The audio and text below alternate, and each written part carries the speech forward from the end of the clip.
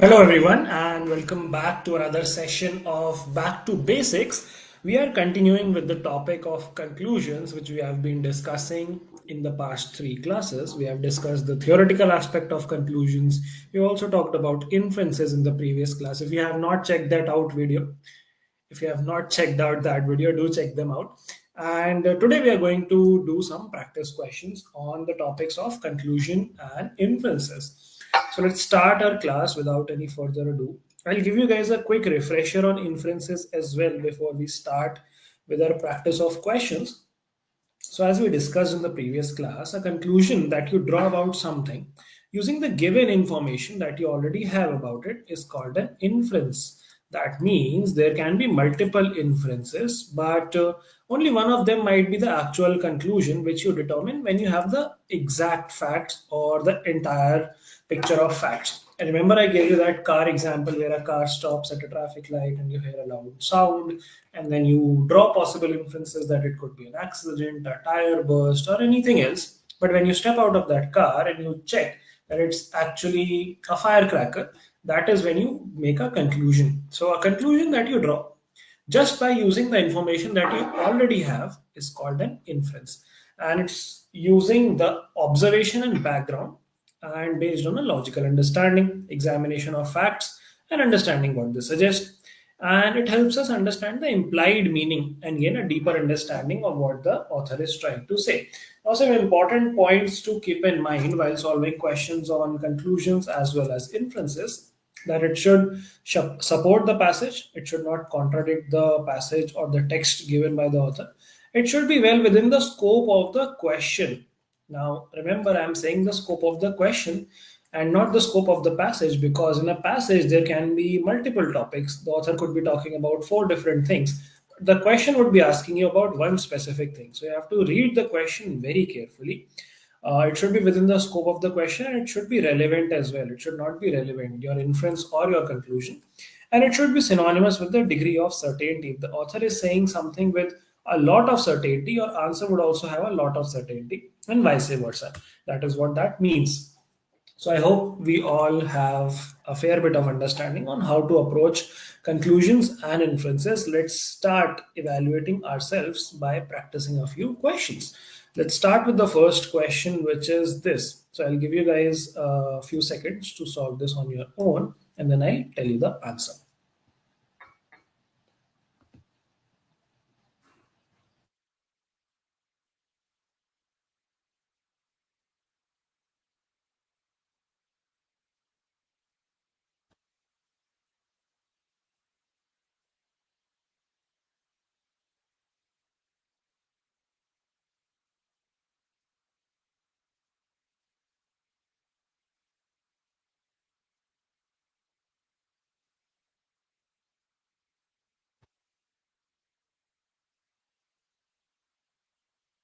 Okay, I hope you guys are solving along with me. And if you're not, then please do bring a pen and paper and solve the questions along with me, because you won't do them later.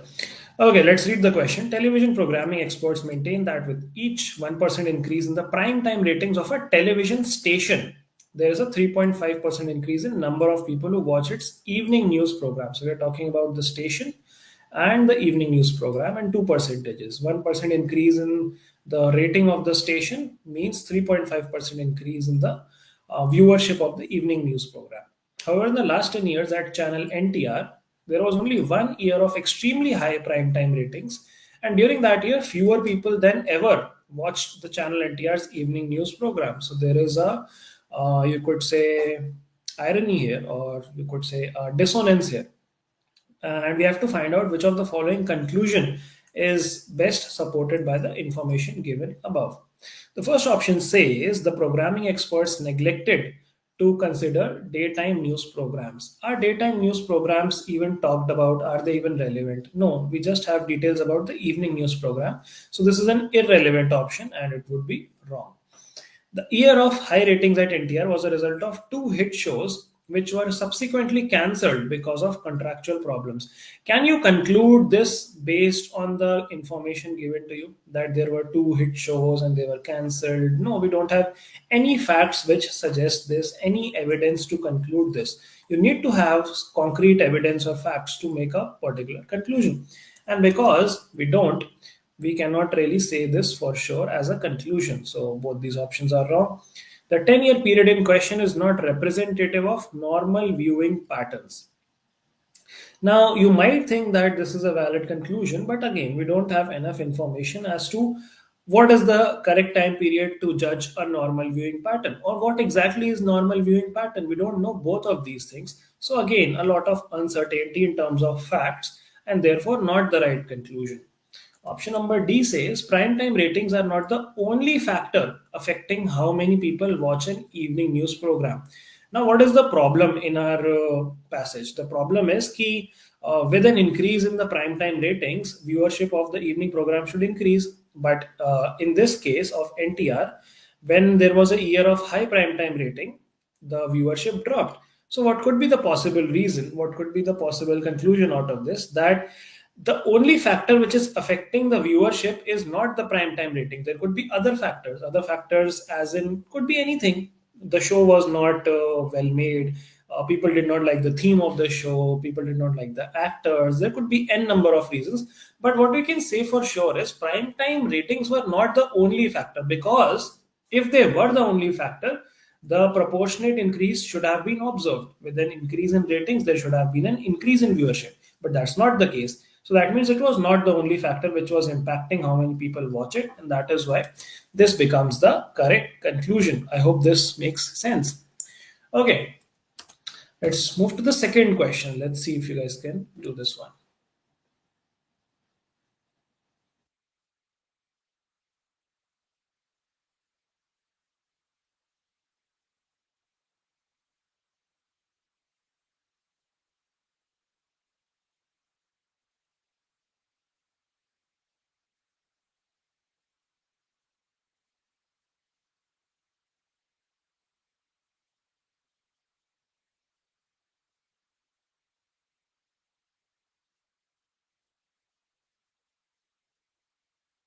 All right, let's solve it. A strong correlation exists between what people value, and the way they act. For example, those who value wealth tend to choose higher paying jobs in undesirable locations over lower paying jobs in desirable locations. Thus, knowing what people value can help one predict their actions. Okay. Simple passage. Which of the following conclusion is best supported by the information given above? Knowing how people behave allows one to infer what they value. Well, it's quite the opposite, you know. What people value allows us to infer how they behave rather than this. So, this is opposite to what the passage is trying to conclude. So, it won't be the right answer. No two people who value different things act the same way in identical circumstances. It's a little far fetched, you know, a little out of scope, and we don't have enough information to say that two people who value different things would act in a certain way or not. Because, see, here we are talking about, let's take an example, that people who value wealth tend to choose higher paying jobs in undesirable locations. Now, it could be that some people who value comfort choose, let's say, higher paying jobs. They just don't want wealth, they also want comfort, they also want other things, they also want, let's say, privacy, whatever.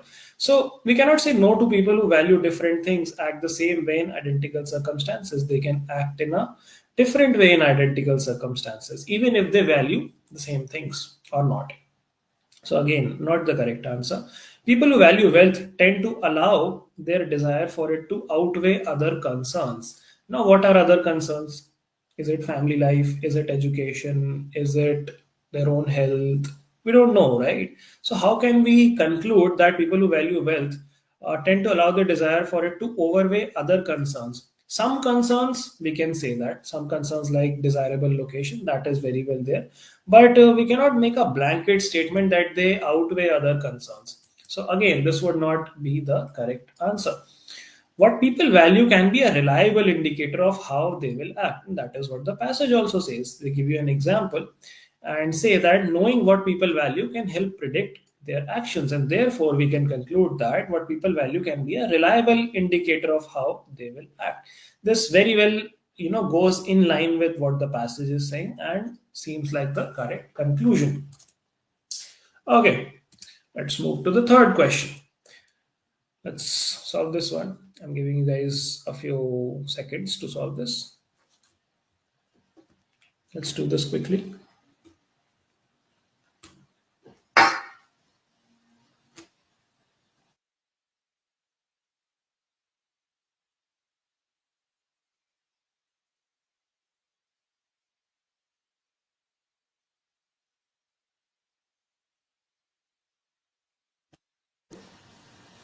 Okay, let's start solving it. Some studies indicate that alcohol advertisements on TV cause people to increase their alcohol consumption. In Arcadia, however, there has been a ban on alcohol advertising for the last 10 years. Alcohol consumption per capita is at least as high as in those countries that do not have such ban in place. So that means the alcohol ban in Arcadia, television advertisement ban, is not really that effective, or probably that's not the only factor. We don't know. Let's see which of the following conclusion is best supported by the information given above. A says people tend to consume more alcohol if they are exposed to alcohol advertisements than if they are not exposed. No, not really. We cannot conclude that. In fact, the facts do not align with that as well. In fact, it says quite the opposite. So, wrong answer.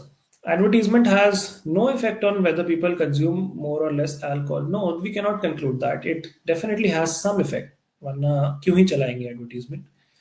Advertising cannot be the only factor that determines an individual's consumption of alcohol. This very well could be the right conclusion.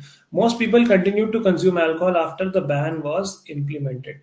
Again, we don't know most people and their alcohol consumption pattern after the ban or before the ban, so we don't have enough data on that.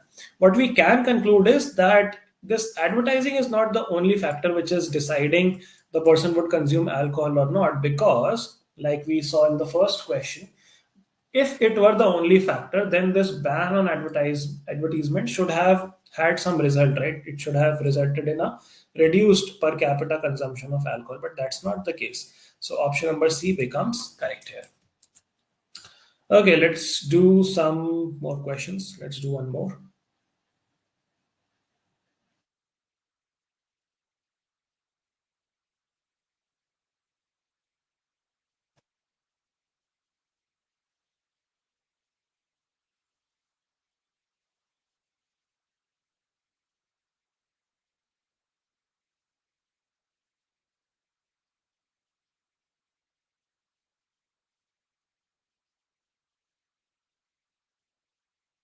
All right, let's check this out. Among the most effective ways to increase sales of an online service is to offer some form of free trial for users to experiment with before they purchase the full service. The benefit of such a practice is to encourage sales in individuals who would not buy the product without having tried it first. Which of the following is best supported by the information given above? Number of sales for a given online service is directly proportional to the number of visitors to the online service's website, a number that tends to increase if a free trial is offered. A little far-fetched, but we can consider it. In calculating the total number of online service sold, free trials are generally included as $0 sales rather than a separate category. This is completely irrelevant, so wrong answer. Online services that are easily adapted to free trial versions sell better than do online services that are not really readily distributed as free trials. This seems like an appropriate answer.